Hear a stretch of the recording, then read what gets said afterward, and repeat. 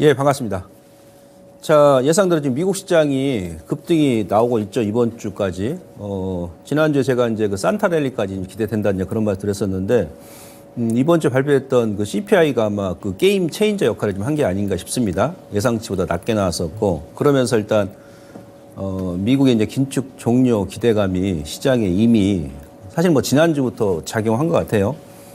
네, 그래서 일단 뭐 3대 지수가 V자, 완전히 V자 급등이죠. 제가 예상했던 것보다도 더 강하게 올라오고 있고, 그다음에 특히나 이제 너시엘 2000 지수도 그저께 같은 경우는 뭐 5% 급등이 나왔거든요. 우리 코스피 같은 경우는 또 이제 미국의 뭐 다우 나스닥 같은 경우는 중요합니다만은 또 러시엘 2000 지수하고 동일하게 움직이니까 그런 부분도 우리가 잘 유심히 관찰을 해야 될 것 같습니다. 그러니까 미국 같은 경우도 이제 업종별 종목별로 보게 되면 그동안 이제 그 금리 인상 때문에 많이 빠졌던 종목군들, 그다음에 제가 그 상반기 때도 말씀드렸습니다만은 이제 그 못난이 종목이 있죠. 소위 얘기하면 아주 지독하게 많이 빠졌던 뭐 카카오라든지 뭐 카카오 게임즈, 뭐 네이버 이런 쪽 미국도 지금 그런 종목군들이 물론 이제 빅테크도 많이 올라옵니다만은 제법 강하게 올라서고 있거든요. 그런 부분도 여러분들께 체크하셔야 될 것 같고. 그동안 이제 시장의 3대 복병이었던 뭐 국채 금리, 오늘 제가 이제 체크해 드리겠습니다만, 지난달에 제가 30년 장기 로고 핵심 추세도 보여드리면서 이제 꺾일 자리다 그런 말 드렸었죠. 뭐 달러도 그렇고, 유가, 특히 이제 원달러율 같은 경우는 추세를 완전히 붕괴를 한 것 같습니다. 기술적으로 좀 반등이 나올 수 있겠습니다만은, 일단은 그 큰 추세는 일단 워낙 강세 전환될 것이다. 그러면, 환율이 또 민감한 외국인들 입장에서는 지금도 그렇습니다만은 선, 현물, 지금 쌍끌이 매수를 하지 않습니까? 기관 쪽도요, 금융투자 같은 경우는 다음 달까지 지속적으로 매수를 합니다. 원래 이제 금융투자가 지금 최근에 코스닥도 많이 매수했고, 9월달, 10월달 저점에서 1조 5천억을 매수했거든요. 그리고 거래소 같은 경우도 이번 달에 외국인보다 더 많이 매수했습니다. 기관 쪽에서는 이제 금융투자가 한 2조 4천억 매수했거든요. 다음 달도 매수가 들어옵니다. 왜 그러냐면, 이네들은 또 이제 배당을 목표로 하고 이제 매수를 하기 때문에, 근데 배당락 일에 이제 매물을 한 번에 다 던져버려요. 매년 그렇습니다. 그래서 가급적이 여러분들께서 이제 기관 쪽에서도 금융투자가 들어오는 종목군들, 또 외인들 매수 종목군들 이렇게 보시면 좋고, 오늘도 미중 정상회담 같은 경우도 4시간 동안 진행이 됐죠. 그 예상보다 좀 길게 한 것 같은데 내용을 보니까 상당히 긍정적인 부분도 많이 있습니다. 그래서 그런 부분도 이후에 우리 시장한테 좀 우호적인 역할을 많이 보여줄 것으로 판단이 됩니다. 이번 주에 빅 이벤트가 많이 끝났고, 다음 주는 또 이제 미국이 또 사이버 먼데이, 블랙 프라이데이 또 들어가면서 연말 또 쇼핑 시즌이지 않습니까? 그래서 이제 시장은 전반적으로 단기간에 이제 급등이 나와서 조금 눌릴 그럴 가능성이 있는데, 예, 그 연말 그 산타 랠리는 충분히 기대되는 그런 시점이다. 이렇게 말씀드리도록 하겠습니다. 자, 오늘 저 강의 내용은 지난주에 제가 이제 연말 산타 랠리 말씀드렸었고요. 최근에 보게 되면 이제 반도체가 끌고 2차 전지가 밀고, 반도체에 비해서 2차 전지 좀 찌글찌글합니다만은, 제가 상반기 때 여러분들께 말씀드렸습니다만은 대한민국 내에서 아직은 2차 전지하고 반도체가 절대 같이 못 움직인다고 그랬습니다. 서로 공존할 수는 없어요. 예. 근데 뭐 지금까지 그래왔고, 지금도 그러지 않습니까? 그래서 이제 2차 전지 반등의 조건을 제가 또 말씀드릴 것이고, 오늘은 제가 그 외국계 증권사에서 우리 그 에코프로 비행 같은 경우 지난주 11일인가요? 목표 주가를 그 12만 원까지 막말로 2018년도 셀트리온 목표 주가 후려치기 했듯이, 예, 골드만삭스에서 지금 후려치기를 해버렸지 않습니까? 그래서 이제 그 부분에 대해서 제가 좀 반론을 제기 좀 해볼까, 자료를 통해서, 그렇게 제가 준비를 좀 해왔습니다. 먼저 이제 그 경험적으로 그 전에 보통 외국계 증권사에서는 우리가 이제 셀트리온, 코스닥에 그 당시에 이제 그 시가총액 코스닥 셀트리온 헬스케어도 더불어가지고 1위였죠. 도이치에서 먼저 봐야 되겠네요. 날짜로 보시면 2017년도 11월 9일입니다. 예. 지금으로부터 6년 전인데, 그 당시에 이제 모건 스탠리에서 11월 9일 날 셀트리온의 목표 주가를 8만 원으로 제시해 했어요. 그 당시 주가가 17만 원이었거든요. 예. 17만 원짜리를 17만 원대냐, 여기. 예. 모건 스탠리 목표 주가를 그 당시 현재 17만 원에서 8만 원으로 말 그대로 후려치기를 해버렸습니다. 그 당시에도 이제 셀트리온 같은 경우 공매도가 많았었잖아요. 외국계 증권사들이. 그리고 그 5월 달 그리고 이제 1월 달에 도이치증권에서 다시 셀트리온의 주가를 87,000원으로 또 하향 조정해 버렸습니다. 이 당시에 제가 이제 주가를 한번 보죠. 그러면 좀 깊게 들어가서 어땠는지. 왜냐하면 우리가 그 증권사들 국내 뭐 증권사 리포트도 그렇고 외국계 증권사 리포트도 뭐 좋은 내용도 많이 있습니다. 저 역시도 많이 참고하고 있고요. 근데 이제 그들이 내보내는 리포트를 우리는 참고만 할 뿐이지 100% 신뢰를 할 수 없다는 얘기예요. 뭐 미국 쪽도 마찬가지고. 이따 제가 설명드리겠습니다만 테슬라 같은 경우도 9월 정확히 12일 날 모간 스탠리에서 목표 주가를 400달러 얘기했잖아요. 그 당시 테슬라 주가 250달러였는데 근데 두 달도 안 돼가지고 HSBC 같은 경우는 140달러로 그냥 또 후려치기 해버렸죠. 그러니까 누구 말에 장단을 맞춰야 될지 우리 개인들 입장에서는 상당히 헷갈린 거라. 그래서 이제 참고는 하는데 우리가 그 말을 100% 신뢰해버리면 또 낭패가 되더라. 이제 그런 부분에 대해 설명드리기 위해서 제가 말씀드린 겁니다. 자, 그 당시에 2017년도 셀트리온 주가 보시면 11월 달이었지 않습니까? 이 당시에 아까 말씀드렸듯이 셀트리온 주가가 17만 원대였어요. 17만 원. 17만 원짜리 주가를 8만 원으로 예? 반의 반토막 수준까지 낮춰버렸잖아요. 자, 그러면 주가 이제 어떻게 움직였을까? 물론 뭐 자기들만의 어떤 뭐 생각이 있겠죠. 근데 제가 봐서는 아마 이제 공매도 때문에 지금 그런 걸 보는데 8만 원짜리 얘기했던 주가가 17만 원에서 더 올라갔다가 연말 하반기 때 보시면 지속적으로 우상향 추세를 유지하면서 30만 원까지 돌파해 버립니다. 30만 원 돌파했죠. 물론 올해 그 2차 전지도 그 7월 달 급등 나오기 전까지 국내 증권사라든지 외국의 증권사에서도 그 정도까지 목표 주가를 얘기 안 했었어요. 그러니까 지금 에코프로 같은 경우는 국내 증권사 같은 경우는 사실 5월 달부터 손을 놓고 있습니다. 뭐 제시를 안 하죠. 예. 뭐 그 당시 셀트리온도 그랬었는데 좌우지간. 그러고 나서 이제 8만 원 얘기했는데 주가는 오히려 30만 원까지 돌파를 했었었고. 그 다음에 아까 제가 자료 보여드렸습니다만은 도이치에서는 이제 1월 달하고 이제 5월 달에 목표 주가를 8만 7천 원 얘기했거든요. 그러면 1월 달에 그때 셀트리온 주가 얼마였었냐면 1월 9일이니까 처음에 이때는 이제 25만 원 돌파했을 때입니다. 이 정도 아마 구간 되겠죠. 그죠? 여기서 모간 스탠리에서 8만 원 얘기했는데 주가는 계속 올라가고 또 2018년도 그러고 나서 이제 3개월 뒤에 또 도이치에서 8만 7천 원 얘기하는데 주가도 30만 원 돌파해 버립니다. 그 이후에 이제 주가가 쭉 보니까 다시 한번 쌍봉 찍고 34만 원까지 갔다가 1년을 넘게 20만 원 위에서 놀았어요. 8만 원은커녕 1년 넘게 2019년도 1월 달에 이제 20만 원 이 당시에 이탈했죠. 그죠? 그래서 1년 넘게 뭐 20만 원 우에서 계속 그 중간중간에 또 다른 증권사에서도 목표 주가를 이렇게 낮게 제시하는 데가 몇 군데 있었는데 그렇게 나오고 나서 이제 뭐 1년 넘게 주가가 20만 원 유지하고 막말로 뭐 지금도 셀트리온 그 이후에 8만 원까지 밀린 적이 없었죠. 2019년도 요때 이제 미중 무역 분쟁이 한창 격화됐을 때 12만 원 찍고 다시 상반기 찍고 올라갔지 않습니까? 뭐 주가 지금도 뭐 20만 원대 위에 있고요. 16만 원대 있고. 이것을 이제 참고를 하는 거예요. 그 당시에도 제가 이제 이런 반론을 좀 제기한 적이 있었었는데, 이제 외국계 증권사에서 뭐 8만 원 이렇게 얘기하고 뭐 한다 해가지고, 국내 증권사도 마찬가지고, 그렇게 주가가 간다는 보장은 없습니다. 뭐 갈 수도 있겠습니다만은, 근데 이제 평균적으로 보게 되면 그 국내 증권사 리포트가 연말에 이제 보통 이제 그런 데이터를 발표하는데, 물론 이제 6개월 뭐 1년 장기 목표가입니다만은 보편적으로 이제 많이 비껴나가죠.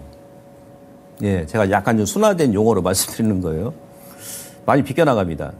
자, 그러면, 이걸 토대로 해가지고 우리가 이제 그 테슬라 주가가 지금 지난달, 이번 달에도 노이즈가 많이 좀 심했잖아요. 뭐 테슬라 밀리다 보니까 또 우리 2차 전지 관련 종목들도 추가적으로 그 지난주 공매도 정부에서 발표하기 전까지 저점 깨고 막 밀었었고, 여기 지금 그림 보시면 테슬라가 그 모간 스탠리에서 아까 제가 말씀드렸죠. 모간 스탠리에서 테슬라 목표 주가 400달러. 이게 언제냐면 9월 12일이거든요. 두 달 전에. 그러면서 그 당시에 테슬라 주가 250달러였습니다. 400달러로 그 60% 상향 조정했어요.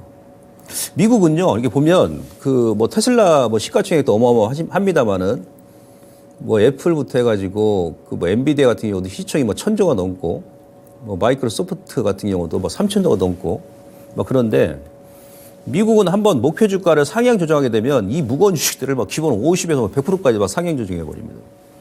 근데 우리나라 이 증권사들은 국내에서 목표 주가 상향하게 되면 고작 뭐 10%, 뭐 20%뭐 그러죠. 그러니까 뭐 찌끔 올라왔다 오히려 이제 증권사 리포트 나오면 또 다시 주가 빼버리고 막 그런 경우 많이 있거든요. 아무튼 그랬어요. 그래서 이제 비중확대 얘기하고 이게 이제 그 당시에 왜 이제 목표 주가를 높게 했었냐면 테슬라가 이제 뭐 2주 다음 주 지나면은 엊그저께 발표했습니다만은 오늘 지금 자율주행 관련 종목군들이 상당히 강세였는데 그게 그저께 테슬라가 이틀 동안 좀 여러 가지 호재가 많이 나왔습니다만은 그 레벨 그 5죠. 그러니까 완전 자율주행 사이버 트럭을 이제 2주 뒤에 이제 공개한다고 얘기했잖아요. 그래서 도저 슈퍼컴퓨터 이제 개발해가지고 그 당시에 9월달에 자율주행 완전 자율주행 시대를 앞당기겠다. 그런 성장성 때문에 지금 그 당시에 모건 스탠리에서 뭐 전기차 성장성도 같이 더불어가지고 이 상향 조정했었던 거거든요. 근데 요 HSBC에서 요거는 언제 나온 기사냐면 11월 11일이에요. 딱 두 달 뒤에죠. HSBC 같은 경우는 테슬라의 등급을 매도로 낮추고 목표가도 146달러로 요것도 셀트리온처럼 아니 후려치기를 해버린 거죠. 네? 모건하고 주가가 거의 뭐 2.5배 이상 차이 나지 않습니까? 예. 그러니까 뭐 우리 지금 동학 개미분들, 그러니까 서학 개미분들도 테슬라 주가 많이 매수하셨을 것이고 엔비디아 주가도 많이 매수하셨을 거 아니겠습니까? 어느 말에 장단을 맞춰야 될지 왜 이게 뭐 1, 20%, 2, 30% 목표 주가 계류 차이가 나는 게 아니고 기본 뭐 146달러 얘기하고 400달러 얘기하고 그죠? 엄청 헷갈리지 않습니까? 근데 또 그 얘기 하고 나니까 또 최근에 또 테슬라 주가 막 급반등 나오죠? 네, 얘기하고 나서 테슬라 주가 잠깐 보시면 네, 이게 테슬라죠. 200달러까지 찍고 나서 이틀 동안 테슬라가 대표적으로 6개 호재가 막 터졌거든요. 어제 같은 경우는 이제 그저께 같은 경우는 인도에서 테슬라 부품을 2배 이상 늘리겠다. 그리고 이제 뭐 사이버 트럭 같은 경우 출시해가지고 앞으로 1년 동안은 중고차로 판매를 금지하겠다. 뭐 이런 거.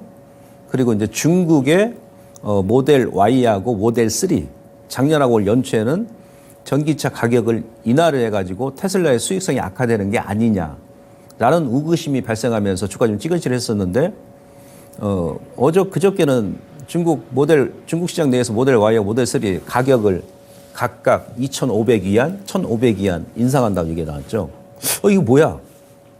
전기차 지금 뭐 수요 둔화 우려하고 얘기하는데 그 대표 기업인 테슬라가 가격을 인상한다네. 네. 그래서 테슬라 주가 지금 이틀 동안, 3일 동안 10% 넘게 급등이 나온 거죠.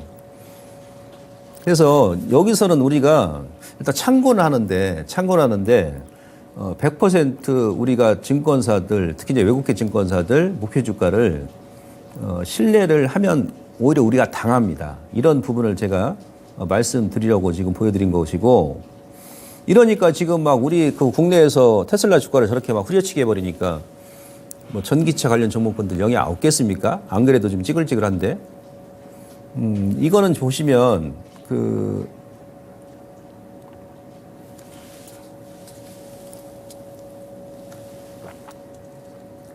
12일 날인가 나왔어. 골드만삭스에서 11일 날 나온 거죠. 골드만삭스에서 에코프로비엠 12개월 목표 주가를 12만 원으로 제시했다. 12만 원. 이것도 후려치기 한 거죠. 후려치기. 근데 노무라 같은 경우는 또 에코프로비엠 목표 주가를 35만 원에서 이제 좀 낮췄습니다. 그래도 29만 원. 그리고 이제 국내 증권사도 각각 제각각입니다만은 이건 이제 뭐 뉴스에 나왔던 거니까 유진투자증권은 20만 원 얘기했었었고, 다른 데서는 또 30만 원 이상 또 높게 잡는 데도 있고. 아무튼 이번에 골드만삭스가 목표 주가를 가장 낮게 지금 얘기했어요. 그러니까 지금 국내 증권사는 제외하고 뭐 노무라하고 지금 골드만삭스 비교하더라도 거의 주가가 지금 이것 또한 2.5배 차이 나잖아요. 노무라가 맞는 거야? 아니면 지금 골드만이 맞는 거야? 뭐 자기네들 나름대로의 어떤 뭐 여러 가지 이유는 있겠습니다만은 그렇다 하더라도 한 기업 가지고 기업이 뭐 두 개로 쪼개진 것도 아니고 아까 테슬라도 그랬었고 그 6년 전에 뭐 셀트리온도 그랬습니다만은 한 기업의 주가를 어떻게 이렇게 막 차이가 납니까? 그죠? 예, 그래서 이럴 때는 우리가 이제 참고를 하는데 중립적인 시각에서 차분하게 냉철하게 기업을 바라봐야 당하지 않는다. 저는 이제 개인적으로 그 공매도가 지금 좀 문제가 되는데 그 당시 셀트리온도 뭐 그랬었어요. 이 그림 보시면 이게 11월 3일까지의 공매도 코스닥의 상위 10종목 잔고예요. 잔고.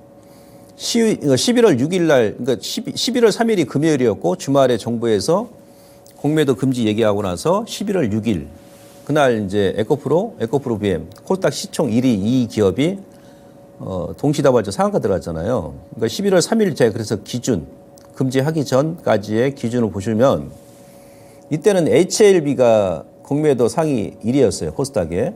예, 신약업 바이오 기업이죠. 뭐 HLB도 내년에 뭐 거래소로 지금 뭐 이전하고 싶다 막 그러지 않습니까? 워낙에 이제 공매도가 많으니까. HLB가 공매도 비중이 7.2%였습니다. 1위였고, 그리고 2위가 LNF하고 에코프로예요. 2위가. LNF 같은 경우도 7%, 그리고 3위가 이제 에코프로였죠. 에코프로가 6.75입니다. 이러니까 이 또 HAB라든지 LNF, 에코프로는 1위 시총, LNF는 그 당시에 뭐 한 4위 정도, 뭐 셀트리온 2위였으니까 HAB도 아마 10위 안에 들어갑니다. 전체 지수 안 빠지겠습니까? 공매도 때리면서 이 큰 종목들이 밀리면 전체 지수가 다 무너져 버리죠. 근데 또 에코프로 비행 같은 경우도 이제 9위입니다. 9위. 에코프로 비행이 9위이에요. 에코프로 비행 같은 경우는 그 당시에는 5.16% 정확하게. 10위가 레고캠 바이오였는데 레고캠 바이오 같은 경우도 요거 제가 이제 아카데미에서 여러분들께 이제 기업 분석 해드렸었습니다만은 이렇게 밀고 나서 지난주까지 레고캠 바이오 공매도 금지하니까 엄청 올랐었죠. 이 기업이 상당히 괜찮은 기업을 제가 분석해드렸지 않습니까? 네, 이랬어요. 근데 보니까 공매도 잔고 대량 보유자 현황을 보니까 이 골드만삭스는 어떤 종목에서 거의 안 빠져요. 골드만삭스, 메릴린치, 모간 스탠리, 바클레이즈, JP 모간. 그러니까 거의 한 70%가 이제 외국계 증권사죠. 공매도 때리는 게. 물론 이제 전체 시가총액 대비해가지고 공매도 비중이 사실 1%가 안 돼요. 코스피 기준으로 했을 때. 0.67% 되거든요. 전체 코스피 시가총액 대비해서 공매도 하는 비중이. 크지가 않죠. 1%가 채 안 되니까. 근데 이제 문제는 뭐냐면 시총 상위 종목 위주로 해가지고 때린 놈을 집중적으로 막 그냥 때리는 거야. 때린데 또 때리고, 때린데 또 때리고, 때린데 또 바늘로 또 찌르고, 또 찌르고, 또 찌르고 막. 그다음에 전체 지수로만 이제 하락을 이끌어버리고 그 종목군들이 이제 크게 뭐 악재도 없는 가운데서 주가를 계속 밀어버리는 거죠. 골드만삭스가 아마 제가 봤을 때는 정확한 이제 보유 비중은 이게 안 나옵니다만은 가장 많이 좀 보유를 하고 있지 않느냐. 그런 저의 추정이고요. 그리고 이제 제 1위부터 50위까지 쭉 봤는데, 골드만삭스 같은 경우는 대부분 다 들어가 있어요. 대부분. 그래서 이게 안 밀리겠습니까? 근데 딱 우연찮게 골드만삭스에서 에코프로 BM의 주가를 12만 원으로 후려치기 보고서를 내보낸 거 아니겠습니까? 이러니까 이게 실릴 수 있겠어요? 그렇지 않습니까? 그냥 골드만삭스에서 12만 원을 목표 주가를 지금 반의 반토막을 낮춰버린 거 아니겠어요? 그래서 이제 이런 부분도 있으니까 여러분들께서 좀 참고를 많이 하셔서 좀 그 대응을 잘 하셔야 됩니다. 너무 그 외국계 증권사 리포트를 우리가 신뢰를 했다가는 오히려 큰 코타 지수가 있다. 그리고 저점에서 또 매수하고 싶어도 막 그런 리포트 막 쏟아지게 되면 사실 저 역시도 막 고민하잖아요. 일반 투자자분들께서 많이 고민하실 거 아니겠어요? 테슬라도 마찬가지고. 예, 그래서 제가 아까 이제 그 2018년도, 17년도 셀트리온의 예를 보여드린 거고, 테슬라도 이제 같이 설명을 드린 겁니다. 아시겠죠? 자, 그리고 지금 2차 전지가 제가 매일 이제 장 끝나고 나면 3시 40분에 유튜브에서 김봉만의 맥점 매매, 이건 무료입니다, 무료. 제가 3시 40분부터 한 30분 동안 그날 시향하고 전략에 대해 설명을 드리니까, 예, 오늘은 이제 제가 개인적인 사정 때문에 오늘은 진행을 못해요. 아시겠죠? 죄송합니다. 근데 가입을 안 하신 분들 무료니까 가입하셔가지고 한번 들어보세요. 얘는 공개방송 하다 보니까, 아니, 지금 반도체 올라가고 지수 올라오는데 2차 전지는 공매도 금지하고 나서 뭐 하루 잠깐 반짝이고 나서 다시 원위치 해버렸잖아요. 예. 그래서 이제 그 보유하셨던 분들이 실망감이 좀 크시더라고요. 어제도 막 그런 말씀 하신 분들 계시는데, 지금 시장 그래서 성격을 제가 먼저 말씀드리려고 하는 겁니다. 제가 아까 주제를 반도체가 끌고 2차 전지가 밀고, 2주 전에 제가 여러분들께 반도체는 중기 추세 회복했습니다, 그 얘기 드렸었고, 이 자리에서 그다음에 2차 전지 바닥 찍었습니다, 이렇게 했죠. 예. 지금 미국이 어떻게 움직이냐면, 이제 미국 시장 먼저 봐야 되겠죠. 미국 보시면 지금 현재 마이크로소프트하고 애플하고 시가총액 1위, 2위 다툼을 좀 하고 있어요. 미국 내에서. 마이크로소프트가 지금 신고가 나오면서 애플을 시가총액을 저는 잘하면 추월할 수 있다 보거든요. 이 소프트웨어 기업이잖아요. 애플 같은 경우는 일단 뭐 소프트웨어 사업도 합니다만 이제 하드웨어 쪽이고, 분위기가 완전히 바뀌어버리는 거야. 분위기가. 국내에서는 또 누가 그래요? 삼성전자는 워낙에 독보적이니까 추월할 수 없겠죠. 하이닉스하고 LG 에너지 솔루션이. LG 에너지 솔루션하고 하이닉스가 지금 시가총액 2위 다툼을 지금 계속 치열하게 하고 있거든요. 이게 이제 변화가 생긴다 그러면 뭔가 이제 시장에 또 큰 변화가 생깁니다. 아무튼 나중에 제가 설명드리고, 지금 마이크로소프트가 클라우드 사업 부분의 성장성을 3분기 실적에서 얘기하면서 그러면서 이제 고점 돌파한 거거든요. 이 무거운 주식이. 그다음에 메타 같은 경우도 지금 고점 돌파했습니다, 이번에. 그리고 아마존 같은 경우가 지금 고점을 살짝 벗겼죠. 아마존 같은 경우도. 근데 아마존하고 이제 아마존하고 마이크로소프트 같은 경우는 원래 이제 아마존이 전 세계 클라우드 시장 점유율 1위예요. 국내에서 또 아마존이 시장 점유율이 거의 한 67% 됩니다.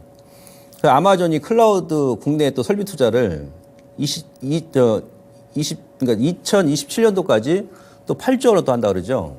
이건 제가 왜 더불어서 말씀드리냐면, 클라우드 관련 종목군들 여러분께서 앞으로 지속적으로 눈여겨보셔야 된다는 얘기예요. 이 부분도 제가 지난 10월달 아카데미에서 말씀드렸는데, 예, 그 종목군들이 좀 강하지 않습니까? 아무튼 돌파했고, 이 세 개 종목이. 그 다음에 보시면은 엔비디아 뭐 당연히 돌파했죠. 어제는 조금 주춤했는데 엔비디아도 전고점 돌파했죠. 그리고 제가 계속 얘기했던 반도체 D램 쪽에서 글로벌 3위 업체였던 마이크론 테크놀로지, 이 기업도 고점 돌파했죠. 이것도 제가 2주 전에 미국 시장 막 밀 때 마이크론 테크놀로지는 9월달 저점 안 깼고 1월부터 유지했던 추세를 유지하고 있다. 그러면서 제가 이제 2주 전에 그러면서 반도체는 중기 추세를 해보겠다, 제가 말씀드렸던 거 아닙니까? 이 마이크론 테크놀로지 보고. 그러니까 우리 지금 하이닉스도 고점 돌파했고, 삼성전자 같은 경우도 고점 돌파하겠죠. 근데 보시면은 테슬라는 이제 어떻습니까? 예, 아직까지는 좀 노이즈가 좀 있으면서 지난주까지 테슬라는 이제 고점 대비해서 지금 뭐 한 절반 정도? 그 정도밖에 못 올라왔어요. 그 정도밖에. 그러니까 무슨 얘기냐면, 그 미국 내에서도 빅테크 주요 상위 종목군 중에서 마이크론 테크놀로지, 마이크로소프트, 메타, 아마존, 얘네들은 고점 돌파했는데, 엔비디아, 마이크로 테크놀로지, 엔비디아까지, 인텔도 고점 돌파했습니다. 인텔도. 고점 돌파 안 한 빅테크 주요 종목군 중에 테슬라하고, 그 다음에 알파벳도 3분기 실적이 상당히 좋게 나왔습니다만은, 그날 같이 마이크로소프트하고 실적 발표했는데, 알파벳은 9% 급락이 나왔고, 마이크로소프트는 오히려 5% 급등이 나왔잖아요. 실적은 둘 다 전체적으로 좋게 나왔는데, 그게 무슨 차이냐면 바로 클라우드 사업 부분의 성장성이 알파벳은 둔화됐었고, 마이크로소프트는 30% 넘게 성장했잖아요. 그래서 올라간 거거든요. 그러니까 우리 국내, 제가 투자 팁을 드리는 거예요. 관련 종목군들을 꾸준하게 보셔야 된다는 얘기지. 아무튼 이들 종목군들이 강했다. 그러니까 반도체가 강했고, 다른 쪽이 강했다는 얘기예요. 그러니까 우리 시장도 어떻습니까? 자, 삼성전자 강하죠. 하이닉스 신고가 돌파했죠. 신고가 나왔죠. 삼성전자도 거의 뭐 신고가 수준이죠. LG 에너솔루션 같은 경우는 지금 반짝 반등 나왔다가 다시 원위치한 거죠. 제가 지난주에 2차 전지가 이제 추가적인 상승 그 흐름이 나오려면 제가 지난주에는 그 시가총액하고 이제 뭐 신용 증가, 뭐 유동성이 일단 증가했던 그 내용에 대해 설명을 드렸지 않습니까? 그래서 고객 혜택금이 증가를 하고 신용도 좀 증가를 해주는 구간에서는 지수가 같이 올라가거든요. 또 지수 올라갈 때는 또 증권사에서 또 신용을 또 많이 또 풀어주잖아요. 그러면서 이제 유동성이 뒷받침되면서 올려줘야 되는데 고객 혜택금이 저점이 나오고 신용이 저점이 나왔으나 아직까지는 급격하게 증가를 안 하잖아요. 우리 개인 투자분들께서도 한번 지난달에 크게 당하고 나서 지금은 좀 감망하는 그런 취지지 않습니까? 그러다 보니까는 2차전지가 올렸다가 다시 원위치한 거예요. 공매도 금지 효과가 하루만 적용되고 다시 이제 원위치한 거죠. 그런 와중에 이제 수급이 딸리고 그러면서 또 미국 시장도 테슬라가 이제 그 노이즈가 있다 보니까 그 다른 쪽으로 먼저 자금이 쏠렸다는 얘기죠. 다른 쪽으로. 아까 말드렸던 마이크로소프트, 뭐 애플, 그다음에 반도체, 엔비디아, 마이크론 테크놀로지. 특히 엔비디아 같은 경우는 오늘 이제 미중 정상회담이 예정되어 있었기 때문에 그 기대감 때문에 또 오른 것도 있잖아요. 그리고 지금 우리 국내에서는 지금 아까 말드렸던 하이닉스하고 LG 에너솔루션이 지금 시가총액 이 다툼을 계속 치열하게 하고 있습니다. 만약에 이제 하이닉스가 LG 에너솔루션을 아직은 아닌데 만약에 추월했다, 더 올라가지고 그러면은 이때는 반도체가 좀 더 시세가 나올 가능성이 높겠죠. 왜? 대한민국 코스닥 1위 기업이 삼성전자 반도체, 2위가 또 하이닉스다. 그러면 이제 반도체가 좀 더 랠리가 이어질 수 있다는 얘기예요. 그럼 반도체가 랠리가 이어진다 그러면 어떻게 됩니까? 안 그래도 유동성이 없는 가운데서 2차 전지는 좀 더 누를 가능성이 높다는 얘기죠. 뭐 저점 더 깨고 막 그럴 일은 없어요. 제가 봐서는. 근데 여기서 약간 좀 박스권 행보를 거칠 가능성이 높다는 얘기죠. 그리고 통상 주가라는 것은 이렇게 한번 장기간 이렇게 쭉 빠지고 나면 한 반등 주고 쉴 때는 좀 쉬었다가 에너지를 충분히 충족시키고 올라가는 게 그게 더 좋습니다. 그래야 더 올라갈 때도 많이 올라가고 멀리 가고 높게 가고 그런 거예요. 쭉 빠졌다가 단기 올렸다가 다시 또 올라가 다시 또 원위치로 빠져버리거든요. 예, 그런 구간이라는 얘기. 그러니까 상반기 때도 여러분들께 제가 이 자리에서 여러 번 말씀드렸을 겁니다. 2차 전지 대표 종목군들 시가총액하고 반도체, 삼성전자, 하이닉스 시가총액 제가 비교해드리면서 절대 같이 움직일 수는 없습니다. 라고 제가 여러 차례 말씀드렸어요. 예, 그런 얘기 하니까 이제 저에 대해서 이제 반론하셨던 그 시청자님들도 이제 댓글 올리고 하셨는데, 근데 상반기 때도 지금보다 유동성이 훨씬 좋았잖아요. 근데 그 당시에도 반도체가 가면 2차 전지가 누르고 또 2차 전지가 가면 반도체가 눌렀는데, 근데 지금은 상반기 대비해서 유동성이 또 많이 죽은 상태에서 지금 미국도 그렇고 국내에서도 삼성전자, 하이닉스 필두로 해가지고 반도체가 먼저 가다 보니까 당연히 2차 전지는 좀 더 누르는 거죠. 다시 한번 저점 깨고 막 그런 게 아니고, 아하, 이렇게 생각하는 거예요. 네. 지금 수급이 우선은 반도체도, 이제 그러니까 코스닥 같은 경우도 보시면은, 반도체 업종이 좀 많이 올라왔죠. 삼전, 하이닉스, 미국이 올라가니까. 제약바이오 좀 올라왔고, 그리고 이제 2차 전지. 네. 2차 전지가 이제 가장 못 올라요. 올라왔다 다시 원위치 했는데, 요게 이제 약간 뭐 다음 주 정도? 네. 뭐 다음 주라도 완전 반도체가 좀 눌림 준다. 왜냐하면 이제 필라델피아 반도체 지수가 전고점에서 V자로 좀 올라갔기 때문에 아마 다음 주 정도 가게 되면 좀 한 템포 눌림을 줄 겁니다. 그러면 이제 그때 뭐 재바가 됐든지 아니면 2차 전지 쪽으로 수급 들어오면서 왜? 이미 10월 달에 바닥 확인했으니까.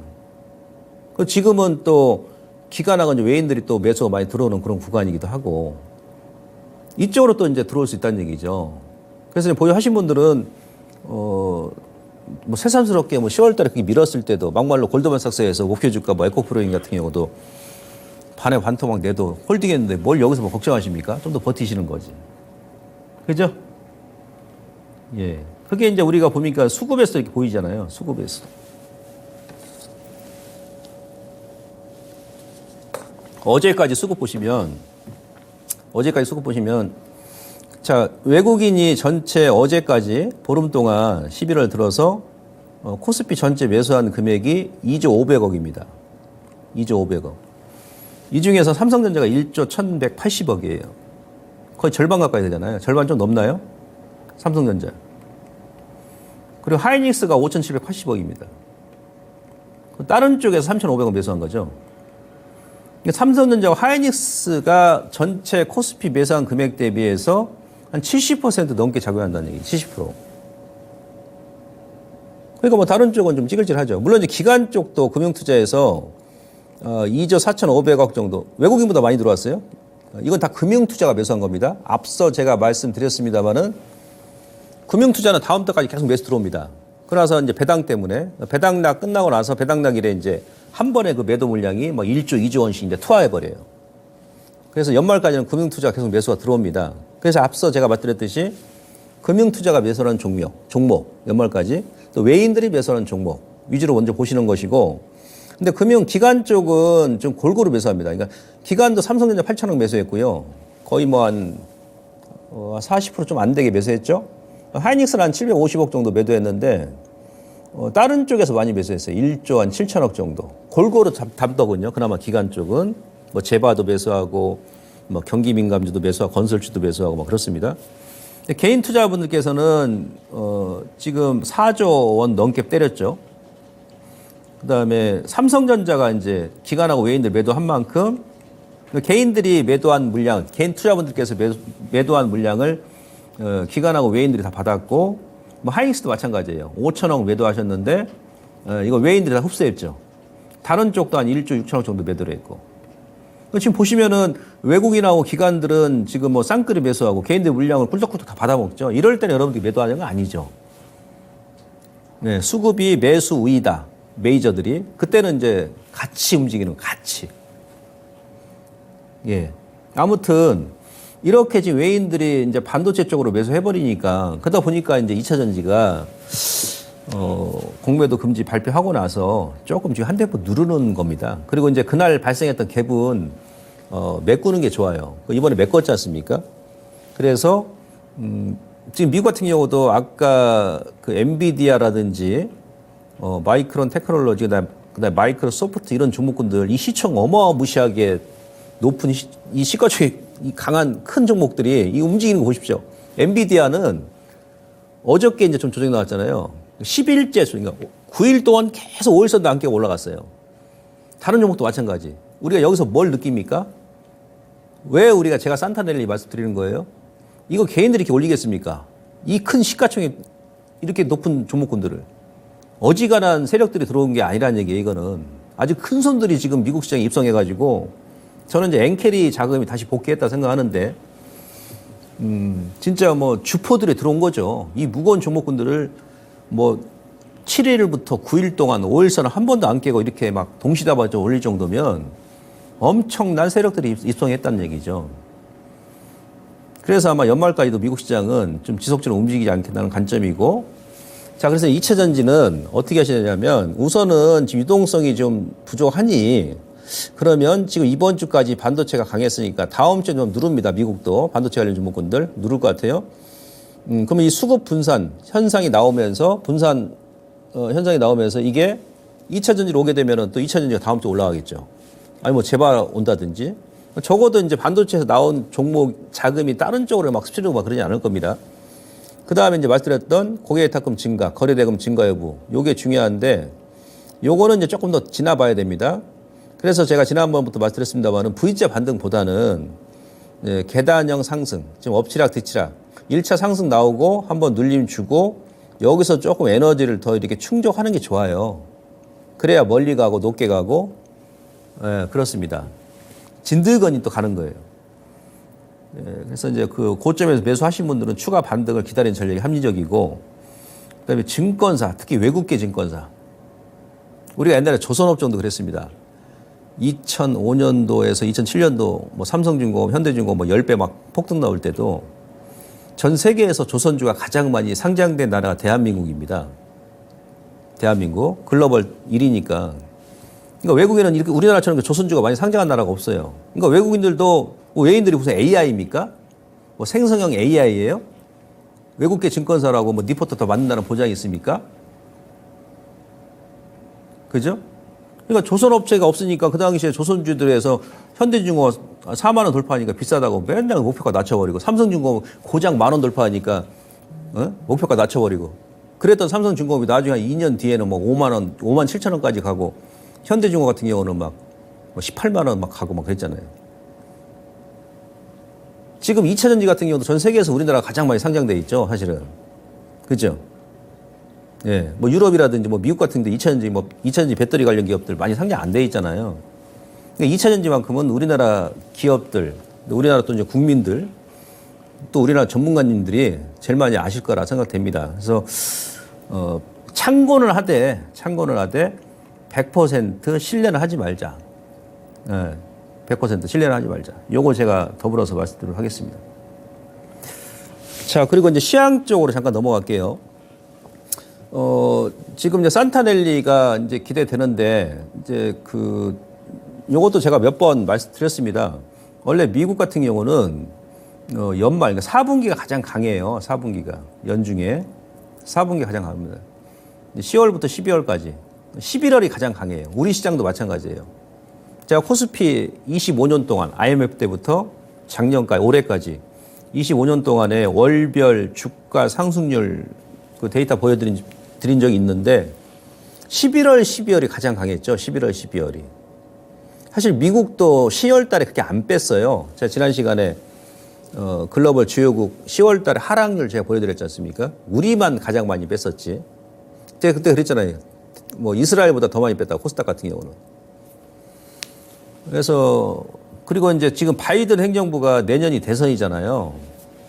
그리고 이제 미국이 역사적으로 거의 한 뭐 70년 넘게 그 초선 대통령 임기 3년 차가 가장 강했어요, 주가가. 지금 바이든이 임기 3년 차잖아요.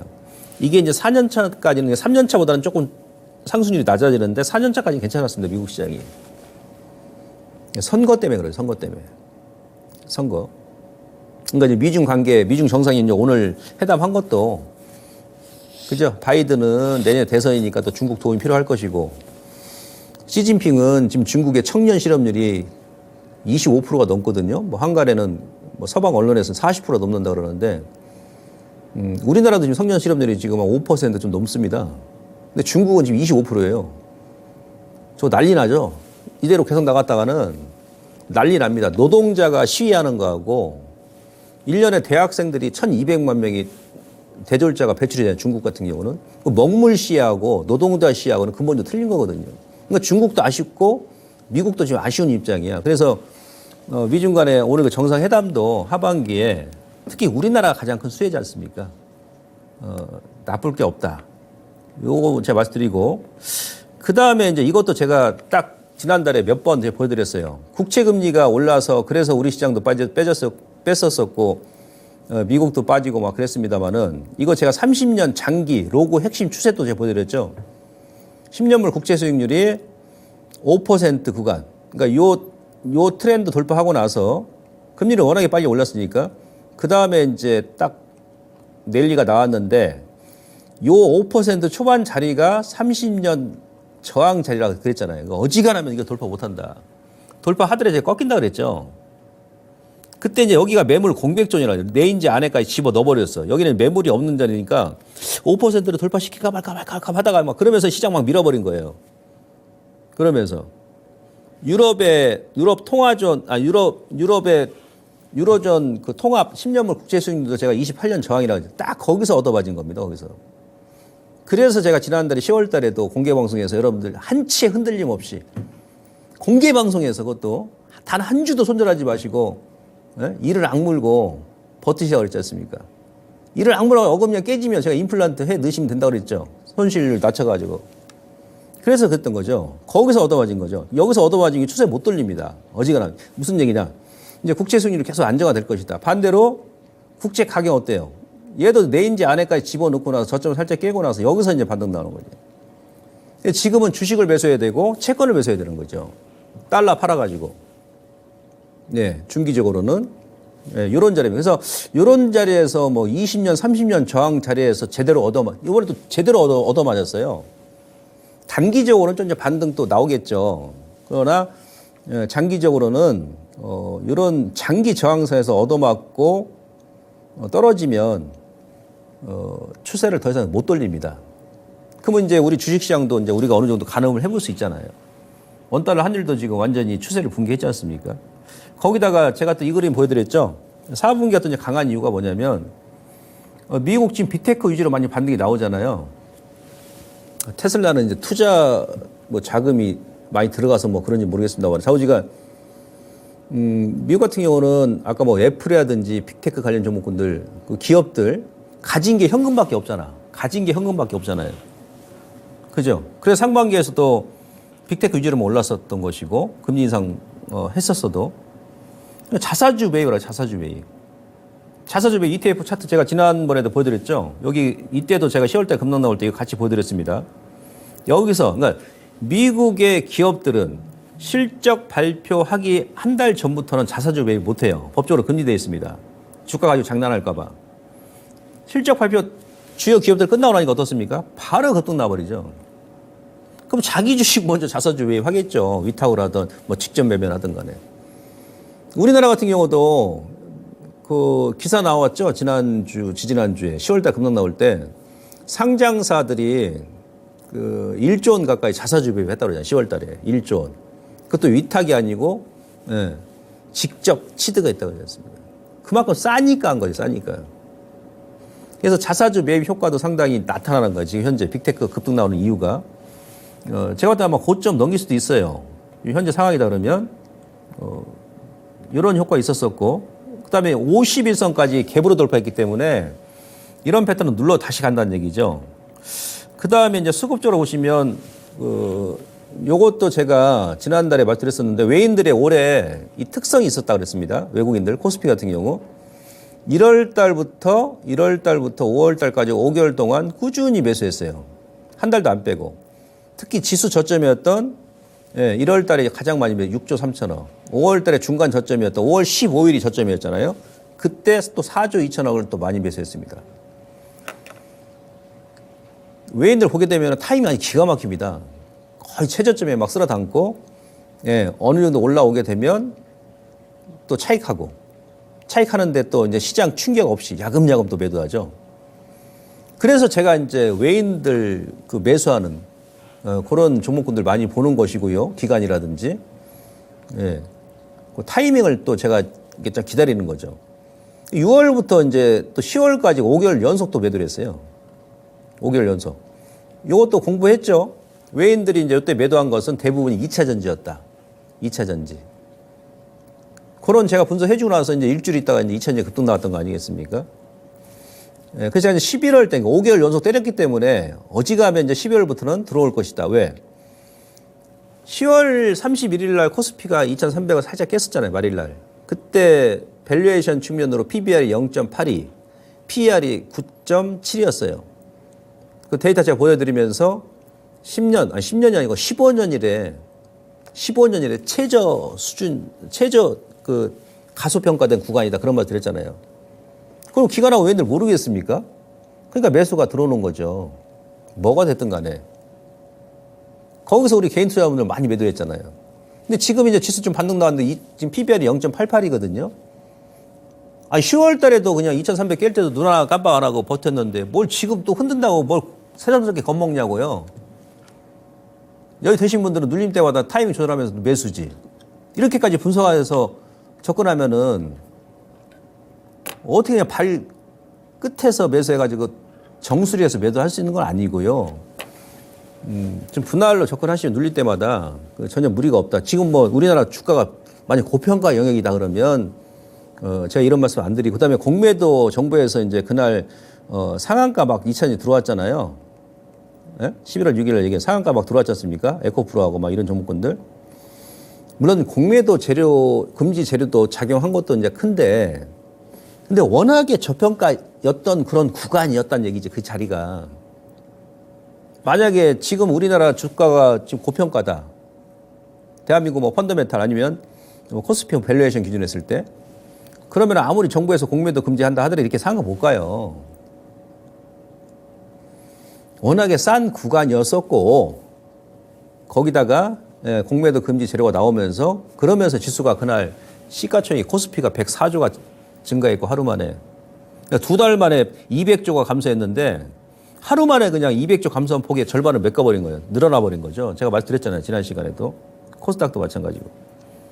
그래서 이제 다음 달에도 아마 외인들 매수가 유입되고 기간도 될 겁니다. 그래서 뭐 지난달까지 2,300 깰 때도 눈 하나 깜빡 안 했는데 뭘 새삼스럽게 좀 흔든다 해가지고 지금 건볼 필요 없습니다. 요즘에 막 개인 투자원들 매도를 하시는데 예, 그렇게 하지 마시고 예, 분할로 좀 매수를 하셔야 되는 구간입니다.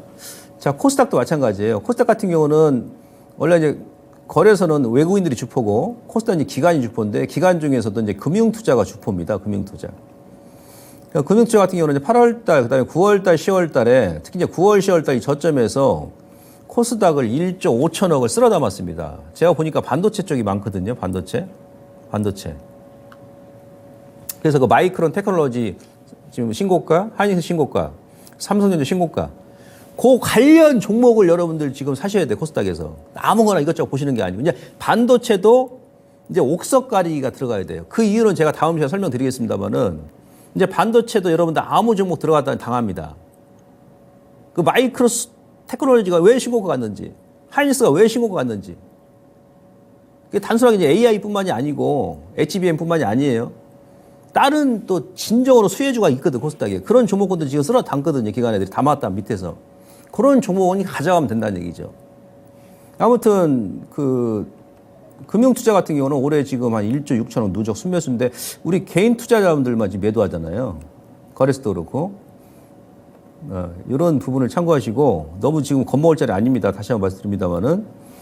전체적으로는 지금, 코스피는 외인들이 7조 3천억 매수. 그리고 코스닥은 우리 개인 투자분들께서 이거 플러스입니다. 마이너스가 아니고 플러스 지금 7조. 거래소는 매도. 그래서 외인들은 작년에 코스닥하고 코스피 매도했는데 올해는 매수 들어오고 코스닥도 외국인들 매도하는 게 없어요. 올해. 자, 시장의 메이저 주포가 코스닥 시장을 안 좋게 보면 향후에 안 좋게 보면 작년 같은 경우는 4조 원을 넘게 매도했잖아요. 예, 안 좋게 보면 지금 코스닥 1년 그 12개월 어제까지 630억밖에 매도 안 했어요. 좋게 보고 있다는 얘기입니다. 코스피도 지금 작년에 매도한 거 이상 지금 매수하고 있고. 물론 기관 쪽에서 매도를 했는데 이 기관은 아까 제가 금융투자는 올해 매수예요. 근데 이 기관은 이제 사모펀드에서 매도한 거, 사모펀드가 대부분 매도한 거예요. 그러니까 다른 기관 쪽은 실질적으로 코스닥 이번에 매도한 게 없어요. 그럼 이건 무슨 얘기냐?